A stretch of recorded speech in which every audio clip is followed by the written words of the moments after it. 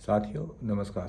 साथियों आज जो मैं ये वीडियो बनाने जा रहा हूँ इसका विषय है 5 बातें जिन्होंने मेरी ज़िंदगी बदल दी।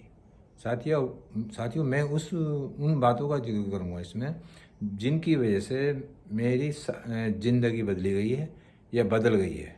लेकिन साथियों इससे पहले मैं एक आपसे अनुरोध करता हूँ कि मैंने ये सोचा है कि हर सोमवार को मैं एक वीडियो बनाऊँगा और अपलोड करूँगा, और अगर आपको अच्छी लगे तो आप चैनल को सब्सक्राइब कर देना। तो साथियों जैसा इस वीडियो का विषय है कि 5 बातें जिन्होंने मेरी ज़िंदगी बदल दी। साथियों हम में से हर कोई ये सोचता है कि वो अपने जीवन में तरक्की करे, सफलता प्राप्त करे और जो है आगे बढ़े। साथियों कुछ बातें हैं जिनका मैं इसमें जिक्र कर रहा हूँ, शायद आपके भी जीवन में कभी ये बातें आई होंगी। साथियों सबसे नंबर 1 विषय है मेरी सेंट्रल गवर्नमेंट की नौकरी लगना। साथियों बात उन दिनों की जब मैं पढ़ता था, और हमेशा कोई भी स्टूडेंट हो, छात्र हो, ये कहता है कि पढ़ के अच्छी नौकरी मिलनी चाहिए। साथियों ये जो मेरी सेंट्रल गवर्नमेंट की नौकरी लगी, मैं बीकॉम कर रहा था उस समय, मेरी पीएनटी डिपार्टमेंट में 1985 में नौकरी लगी थी। और तब से जो है मैंने अपनी नौकरी ज्वाइन कर ली थी। लेकिन हाँ, क्योंकि उस समय जो है ऐसी परिस्थिति थी कि आपको एक्स्ट्रा ऑर्डिनरी बनना पड़ता था तभी यह कंपटीशन बहुत तकड़े थे। तो लेकिन जो है परिस्थिति बस हम मुझे जो है ये नौकरी प्राप्त हो गई थी। और इसकी वजह से जहाँ मेरी जिस कस्बे में मैं रहता था वो छोटा कस्बा था, वहीं मेरी स्कूल की और महाविद्यालय की पढ़ाई हुई थी, और उसके बाद मैं एक बड़े शहर में आ गया। साथियों नौकरी लगने के बाद मैंने नौकरी की, लेकिन मुझे जो है कुछ ऐसा महसूस हुआ कि यह नौकरी जो है मैं नहीं कर पाऊँगा। तो साथियों मैंने सोचा और इस पर मैंने विचार करा। लेकिन जो है कभी कभी ऐसा होता है, आदमी सोचता है कि वो सही सोच रहा है, लेकिन वो गलत होता है। साथ नौकरी लगने के बाद की मैं आपसे चर्चा करूँगा मेरे जीवन में दूसरे नंबर की परिस्थिति, वो दूसरे नंबर की बात जो मेरे जीवन में बहुत काम आई। साथियों नौकरी लगने के बाद मैंने जो है, जब मुझे पहली तनख्वाह मिली तो बहुत कम थी, और उस समय मैंने ये सोचा 1985 में कि जो है मैं नौकरी ना करके अपने घर चला जाऊँगा, और वहाँ जो हम अपना इंस्टीट्यूट वगैरह जो चलाते थे वो चलाएंगे। तो साथियों मैं ये नौकरी बिना ऑफिस से बताए अपने घर चला गया। लेकिन उस समय मेरे माता पिता द्वारा सही सलाह देने पर मेरी नौकरी बच गई। ऐसा हुआ कि मैं चला गया था, लेकिन मेरे माता पिता ने ये सलाह दी कि अगर तुम यहाँ रहोगे तो एक ही दुकान पे एक पे चारों भाई एक साथ काम नहीं कर पाएंगे, जाना तो पड़ेगा।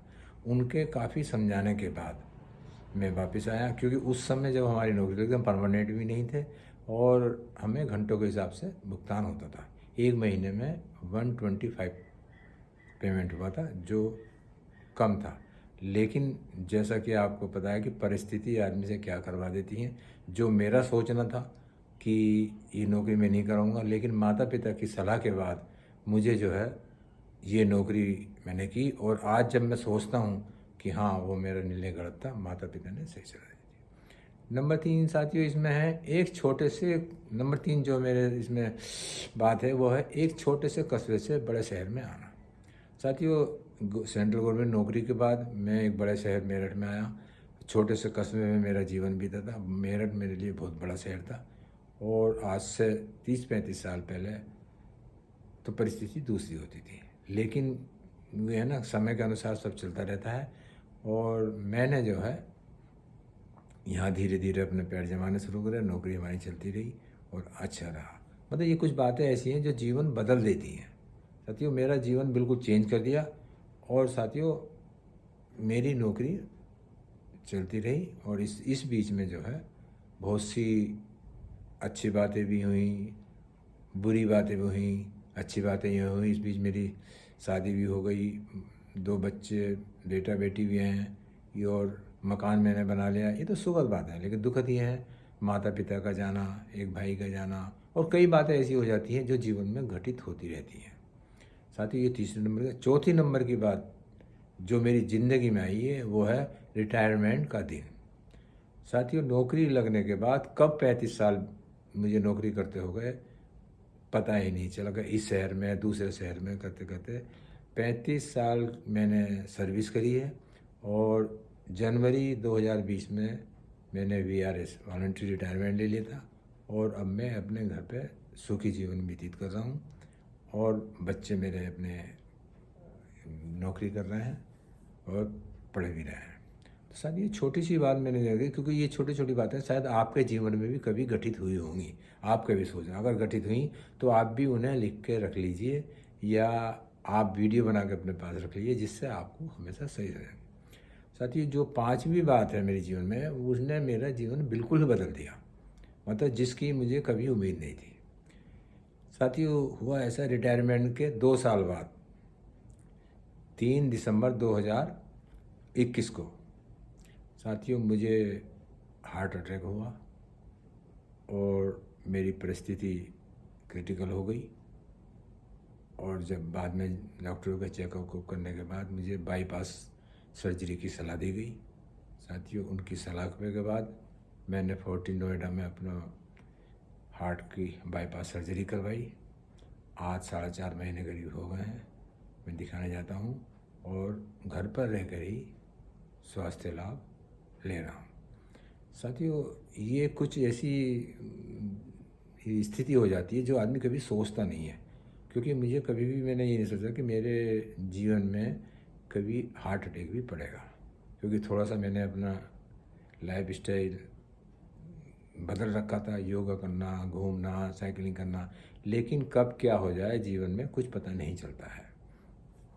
और मेरा मानना है अगर आपने अपने जीवन में सही कार्य करे हैं, गलत कार्य गए हैं नहीं करे हैं, तो चाहे जितनी बड़ी बीमारी हो वो आपके पास से चली जाएगी।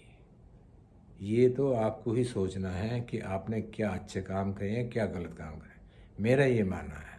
वैसे तो भविष्य का तो किसी को कुछ पता नहीं कल क्या होता है, लेकिन ये भी ज़रूरी है कि आपके कर्म या मेरे कर्म हमारी ज़िंदगी में ज़रूर सामने आते हैं। अगर हमने अच्छे कर्म करे हैं तो अच्छे आएंगे।